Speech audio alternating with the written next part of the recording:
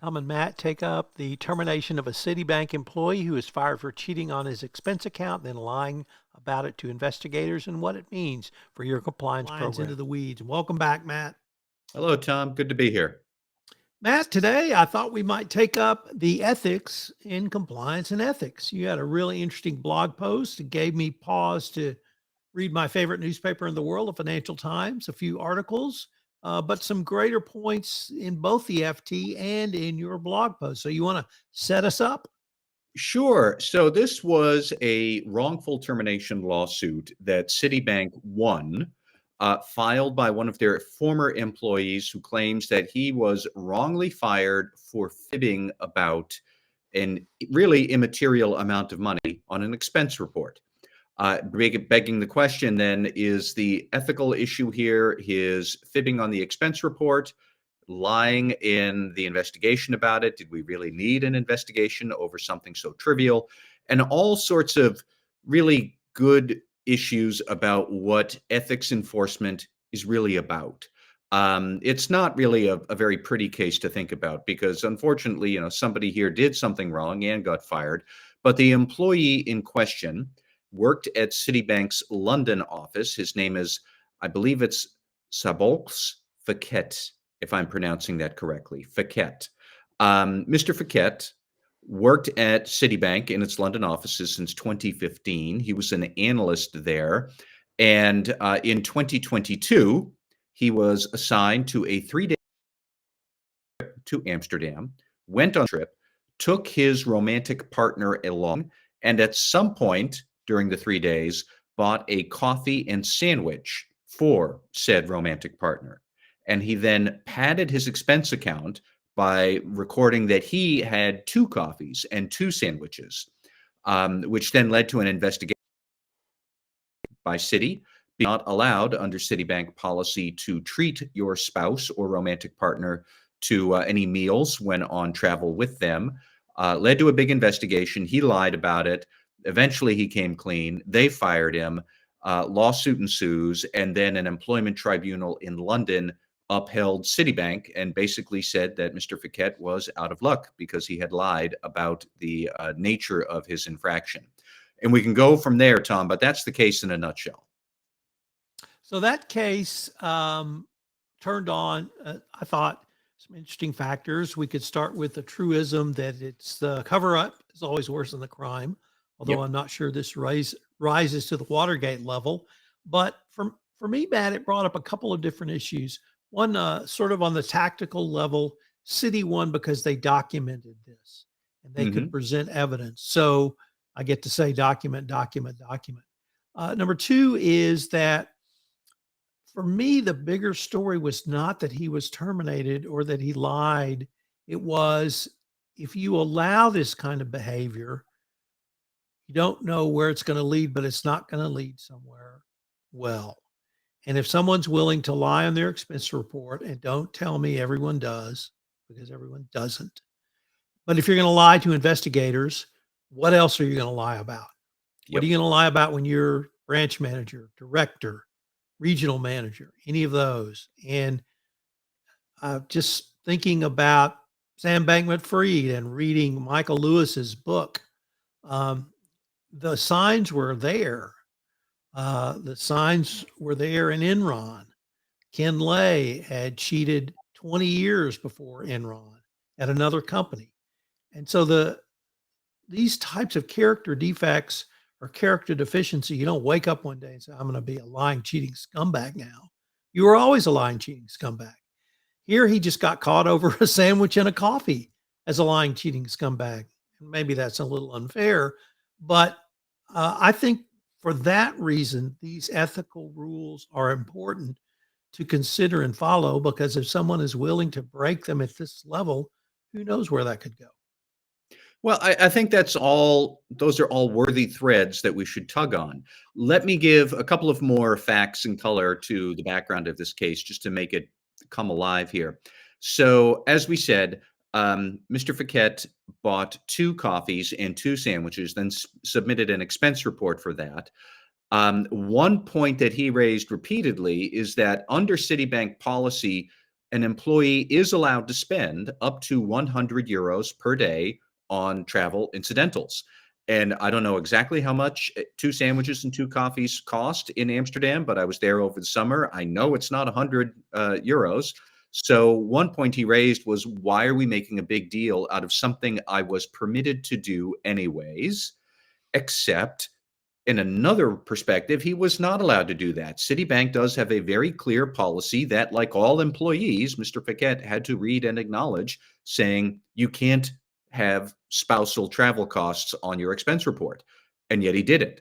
So he was trying to thread a needle between two policies that you might say were inconsistent.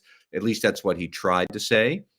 At first, the Citibank supervisor said, "Is this for real? Because that's a very odd thing. Were you extra hungry that day, or what was going on? Why did you have two sandwiches and two coffees? That makes no sense." And he originally he lied about it. He said, "Yes, that is all for me."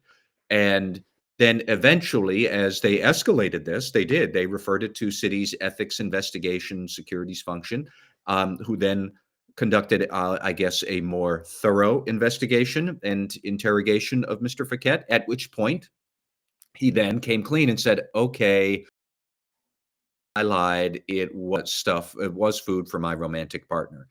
And that was his undoing. He claimed for a while that he was on medication and suffering the loss of a family member at that time. So he was not necessarily thinking clearly or understanding what the email interrogations were really asking. That's what he said. But he put all of that into his wrongful termination lawsuit. And I just wanted to call up what the judge ultimately said here. Um, because at some point, once this all became really messy, Mr. Fekete did say, "Oh, well, maybe I just submitted this in error because, I was on these meds. I did lose a family member. Pay no attention to the lies that I gave at the first part of this investigation." So the judge finally said, "I have accepted that the expense report may have been submitted in error. However, I am satisfied that a dismissal in relation to the misrepresentation allegation alone, the part where he lied, that would fall within the band of a reasonable response by a reasonable employer." And the judge is right on this because really, as you said, Tom, this is about trusting your employee. Um, I don't know that I would say that Mr. Fekete was always a lying, cheating scumbag, but so we should be clear that Mr. Fekete, he did lie. I'm not sure that any other of us might have done the same in similar positions. I think a lot of people have probably fibbed on their expense report to some extent. I probably have done that in the past myself. I bet a lot of people listening here have done that. But there's a difference between lying on the expense report to an immaterial amount and lying in an investigation, which I don't necessarily think there's an immaterial way to lie to your employer about something like that. That really was the problem here. And I will even quote the judge in this case. So at one point, Mr. Fekete, he did try to exonerate himself or absolve himself by saying that he filed the expense report in error because he was on medication, because he was in mourning over the death of a family member. That was one excuse that he had given early in the investigation. And then later on, he came clean and said, yes, I lied later in the investigation while he was still trying to save his job. But the judge there ultimately wrote this in his decision: "I have accepted that the expense report may have been submitted in error. However, I am satisfied that a dismissal in relation to the misrepresentation allegation alone," the part where he lied to his employer, "that would fall within the band of a reasonable response by a reasonable employer." So, Tom, here was this judge basically saying that, it's more about your commitment to ethical principles that I guess maybe we want to try and draw some distinctions between some of them. That sounds a little bit backwards, but sometimes, in the real world, that's what happens. Are you going to lie about a $8 sandwich? Maybe. Is that a white lie? Potentially, if you're getting a 100 euro daily credit. But it's not a white lie to lie to investigators when they're saying, please tell us the truth, and you don't. And that really was the issue here. So I think A lot of compliance officers would probably look at the facts of this case and say, yes, this is a no-brainer. Mr. Fekete should have been fired because you can't trust him to tell the truth. But that doesn't mean that enforcing ethics is a neat, easy thing. This case doesn't really strike me as neat and easy. It strikes me as kind of messy and sad.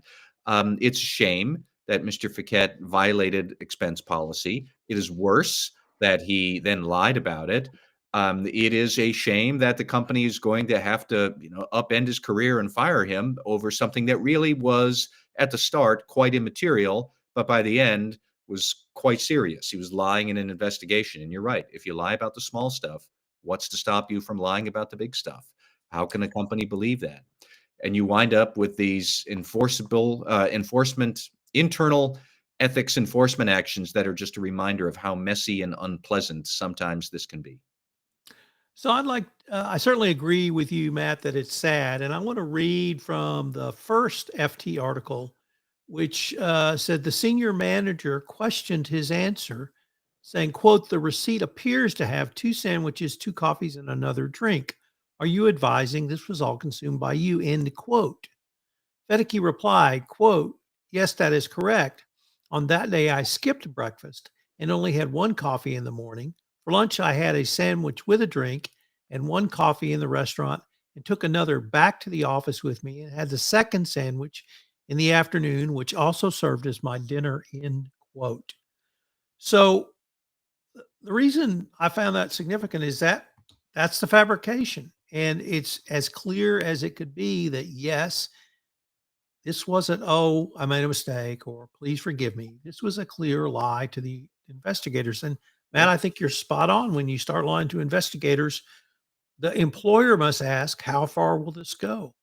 And it may have been under the $100 limit. I've had these situations where somebody lied on their expense account. They refused to give the answer to the accounts payable person, and that person started looking into it, and it turned out they'd violated several policies, and then lied about it and fired a top salesman at the company for doing that. One time I was called on for having a $200 phone charge, and it was because this was '04 and my cell phone didn't work overseas, and it was an M&A deal, and I had to use the hotel phone. And they said, okay, who else was on the call? We want to make sure you weren't talking to your girlfriend. I gave them people on the call, and they all confirmed I was on the call for 2 hours. So those sorts of checks are appropriate, but you just can't lie like this. And a company has to protect itself. I hope Mr. Fedke learns from this, but it's a pretty expensive lesson. Tom, I can remember years ago, I was at a compliance conference and I was interviewing the CEO of a very large food company, one of the largest food businesses in the United States, about ethical challenges. And he even told me a story once where his company had to fire basically the cleaning lady everybody loves and that everybody had loved for many years that she was there. And she embezzled something like $30 and then lied about it. And he said that, look, I can appreciate that we white collar senior managers make hundreds of thousands of dollars a year, and we're firing a income maid for $30, but she had lied to our faces about that when we knew that she had stolen the money. And it was all about trust. And then he said, but it still made me feel like crap to do it. And I get that. And that's really like kind of one of the sad lessons that jumped out at me about this. Not necessarily the preposterous stories that Mr. Fekete is conjuring up to try and justify his expense report or how he's trying to wheedle his way out of getting caught. It's more like, do we really have to do this? Yes, we do, if we're going to be serious about ethics.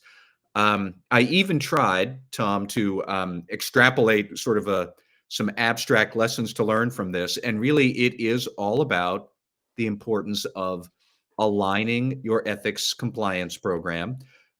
You need clear corporate values, such as honesty and trust. You need clear policies. Do not put your partner's drinks on the company tab, or you may get fired. That has to be spelled out crystal clear, which it was.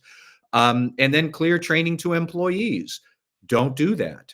Or if you find that you've done it, you find that you've done something else and you don't really know how to get out of it, default to our clear values, such as honesty. Come forward and admit, I screwed it up. I did it. I please forgive me. That would probably be far, far better than to say, I never screwed up. You're going to have to prove it. And I have a €100 daily limit and all these other flim flam ways to try and get out of avoiding the consequences of your own actions. Crystal clear on the values, on the policies, on the training to help employees either avoid doing the wrong thing or at least, own up to it and get the wrong thing behind you as soon as possible, not make matters worse, which is what happened here. Matt, I'd like to draw maybe a broader lesson and see if we can have some discussion on a point you alluded to earlier, and that was the response to the original FT article, which formed the basis of your blog post. There was a follow up article this week by a columnist named Polita Clark. Oh, And in yes. her article entitled Why Expenses Are a Form of Fraud. But what caught me was the following. At the time of the writing and at the writing of her column, more than 500 people had digitally applauded one FT reader who wrote in response to the original story, "You can't lie in a bank unless it's a really big lie." Yep. And so that made me think, really, does there need to be a broader conversation in corporations, whether it's training, whether it's ongoing communications, or something else, that employees need to understand the importance of this? And this is in some ways individual responsibility, but is accountability to policies and procedures as well. And if obviously we don't know who those 500 people are, they may be looking at the $13 billion paid by Citibank in fines over the better part of the last decade, and tut-tutting about that. But it seems to me that there's a broader conversation that needs to occur. Well, I think you're right, and that's a good point to raise, Tom. So the Financial Times did a very good job of writing really the facts of this case and how it was decided. But I also saw that comment from one of the FT readers and many more comments on that original article that were basically so cynical about why Citibank might have done this with Mr. Fekete. People speculating that they were looking to fire him anyways, and this was a great excuse. Or why is it that the analyst gets fired for this, but the senior VP who brings in big deals never gets fired for anything? Or, like that other commenter had said, if you're going to lie to a bank, tell big lies. And, well, first off, yeah, I would say that Kenneth Lay and Bernie Ebers and many others in the past, they told big lies and they all wound up in prison. Um, but it does point to this really deep cynicism among the public and the workforce that, when you do something that holds people accountable to their ethical standards, they don't believe you're doing it for that reason. And maybe compliance officers would do well to sit down and contemplate why that is. Some of it might be justified because no, people are not wrong when they say, well, what about the senior VP who takes out a whole bunch of friends and puts that on the expense report? That happens. And yet, somebody who is really much lower on the totem pole might very well get fired for it. And that breeds this cynicism. I think it goes back to what I had said before about aligning everything. It also stresses the importance of an actual commitment to doing the right thing, even when doing the right thing really sucks, which it kind of does with Mr. Fekete. And it really sucks when you have to do the right thing to fire a CEO or a top salesman or some up and coming promising new leader who now is never going to be at your company because they had done something stupid. Um, you have to follow through on that if you want your ethical environment to be taken seriously. And a lot of people don't believe it. I'm not sure how justified or unjustified they are with their cynical attitude, but it's a cynical attitude out there, and we would do well to think about where that comes from and why that is. Well, Matt, lots of lessons from this case, some self-evident, some perhaps not, but I really appreciate your blog post because I think it's a conversation that we don't have often enough and one that we should have at least from time to time. Thank you, Tom. This is Tom Fox again. Thank you so much for listening to this episode of the award-winning Compliance Into the Weeds. I hope you'll join Matt and I again next week where we take up another topic. If you've enjoyed this podcast, I hope you'll subscribe, rate, and review wherever great podcasts are listened to. Compliance Into the Weeds is a production of the Compliance Podcast Network.